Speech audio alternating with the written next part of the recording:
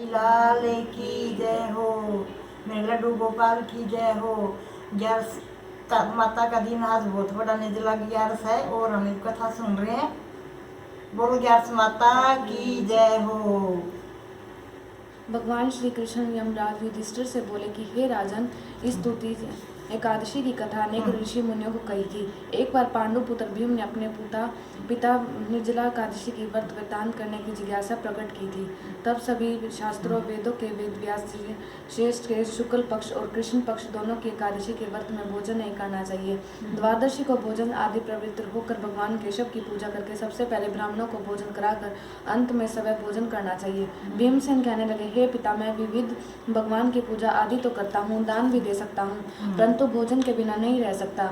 इस पर व्यास जी कहने लगे, हे भीमसेन, यदि तुम नरक को बुरा स्वर्ग को अच्छा समझते हो तो प्रति मास दोनों एकादशियों का अन्न ग्रहण किया करो। भीम सिंह कहने लगे, हे पिता, मैं तो पहले ही कह चुका हूँ कि भोजन के बिना नहीं रह सकता, क्योंकि मेरे पेट में वृक्क नामक अग्नि सदा प्रज्वलित है।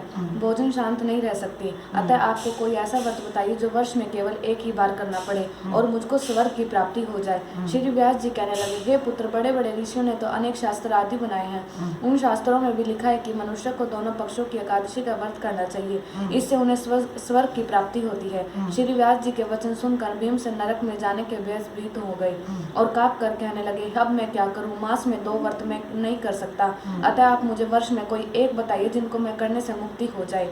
यह सुनकर व्यास जी बोले, ज्येष्ठ मास में सूर्य वृष राशि और मिथुन राशि पर शुक्ल पक्ष की एकादशी आती है, उस पर एकादशी का निर्जल व्रत करो। इस एकादशी के व्रत में स्नान आचमन के अलावा जल वर्जित है, इसे निर्जला एकादशी कहते हैं। आचमन में 6 मास से जल से अधिक नहीं होना चाहिए, अन्यथा वह मार्ग के सदृष्ट होता है। इस दिन भोजन करने से व्रत नष्ट हो जाता है। यदि एकादशी को सूर्य उदय से पहले द्वादशी के सूर्योदय तक जल न ग्रहण करे तो सारी एकादशियों के व्रत का फल प्राप्त होता है। द्वादशी को सूर्योदय से पहले उठकर स्नान आदि ब्राह्मणों को दान आदि देना चाहिए। इसके पश्चात भूखे ब्राह्मण को भोजन कराए, अतः आप सब वही भोजन ग्रहण करें। इस एकादशी का फल वर्ष की संपूर्ण एकादशियों के फल के बराबर होता है। व्यास जी कहने लगे, हे भीमसेन, यह मुझको समय भगवान ने बतलाया है।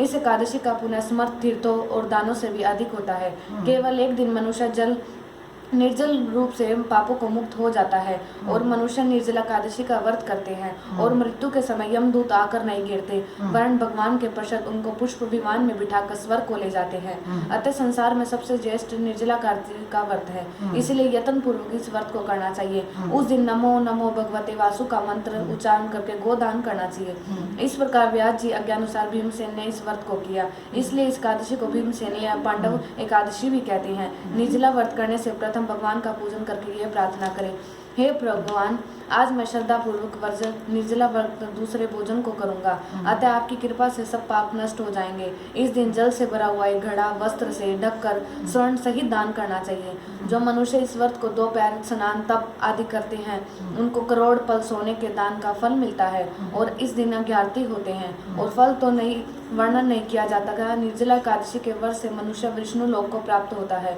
जो मनुष्य इस दिन अन्न खाते हैं वे चंडाल के समय अंत में नरक में जाते हैं। ब्रह्महत्या, मदपान, चोरी करने वाले, गुरु के साथ द्वेष करने वाले इस व्रत के सब स्वर्ग को जाते हैं। हे भीमसेन, श्रद्धा पूर्वक इस व्रत को करने वाले को प्रथम भगवान का पूजन, फिर गोदान, ब्राह्मणों को मिष्टान दक्षिणा देनी चाहिए, अतः जल से भरे कलश का दान करना चाहिए। निर्जला एकादशी के दिन अन्न, वस्त्र, पात्र, उपा आदि का भी करना चाहिए। जो मनुष्य भक्तिपूर्वक इस कथा को पढ़ते हैं, सुनते हैं, इसको निश्चय ही स्वर्ग की प्राप्ति होती है। फलार, इस दिन आम का सगार लेना चाहिए। दूध, आम और से बने पड़े पदार्थ फल ले सकते हैं। माता की